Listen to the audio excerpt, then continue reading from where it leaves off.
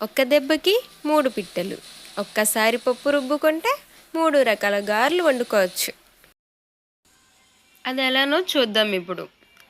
First of all like, share, subscribe చేసుకోండి. ఒక glass పప్పు తీసుకున్నాను.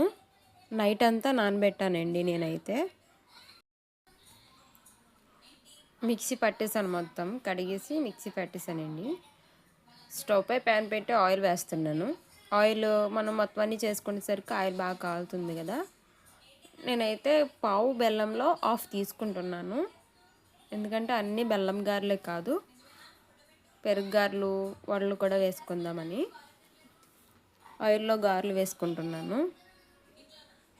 బెల్లం అయితే చెదగొట్టి వన్ సైడ్ పానకానికి అయితే రెడీ చేస్తున్నానండి. గారెలు అయితే మంచిగా ఏగుతున్నాయి, తిప్పుకుంటున్నాను.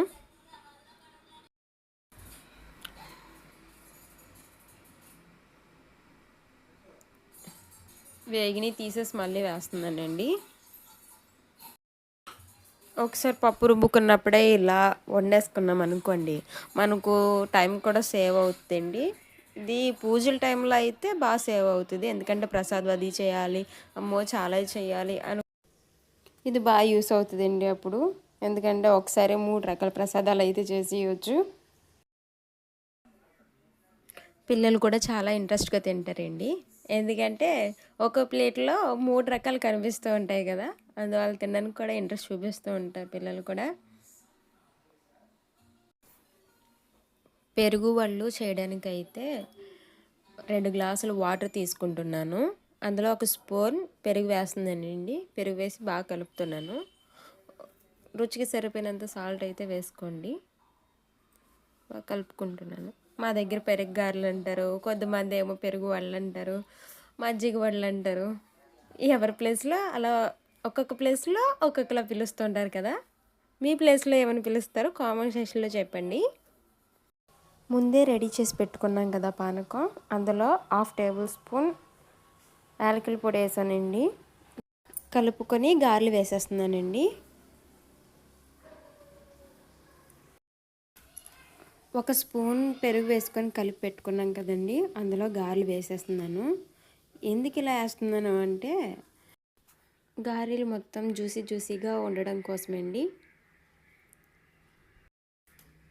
మొత్తం అన్నీ వేసేసానండి.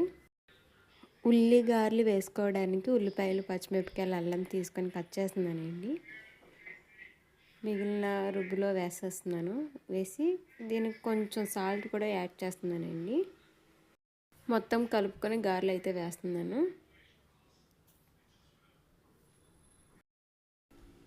గారెలతో పాటు చికెన్ ఉంటే ఇంకా బాగుంటుందండి. ఉల్లి గారెలు కూడా తయారైపోయాయండి, తీసేస్తున్నాను. పెరుగు వడలు వేసుకోవడానికి పెరుగు అయితే కలుపుకుంటున్నానండి.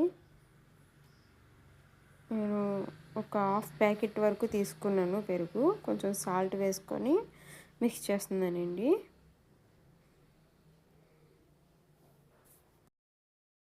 పెరుగు వడలకి తాలింపు పెట్టుకుందామండి. స్టవ్ పై కళాయి పెట్టాను. ఒక 2 టేబుల్ స్పూన్ వరకు ఆయిల్ వేసాను. ఒక 1/2 టేబుల్ స్పూన్ శనగపప్పు, ఒక 1/2 టేబుల్ స్పూన్ మినపప్పు వేసాను. 3 ఎండుమిర్చి ముక్కలు చేసి వేస్తున్నానండి. ఒక 1/2 టేబుల్ స్పూన్ జీలకర్ర, ఒక 1/2 టేబుల్ స్పూన్ ఆవాలు, 2-3 కరివేపాకు రెమ్మలు వేస్తున్నాను. ఇప్పుడు కలిపి పెట్టుకున్నాం కదా పెరుగు, అది మొత్తం వేస్తున్నానండి. వేసి ఒకసారి కలుపుకుందాము. ఆల్రెడీ మనం గారెలు నానబెట్టాం కదండి వాటర్లో, మజ్జిగ వాటర్లో, అవి తీసి వేస్తున్నాను. వేసేటప్పుడు వేరే స్పూన్తో కొంచెం నొక్కి వేసానండి, వీడియోలో చూపించలేదు. కొంచెం నొక్కి వేసుకోవడం వల్ల ఏంటంటే పెరుగు బాగా అబ్జర్వ్ చేసుకుంటుందండి, ఇంకా తినేటప్పటికి జ్యూసీగా ఉంటుంది. మా వీడియో మీకు నచ్చినట్టయితే లైక్ చేయండి, షేర్ చేయండి, సబ్స్క్రైబ్ చేయండి, కామెంట్ చేయండి నచ్చకపోతే.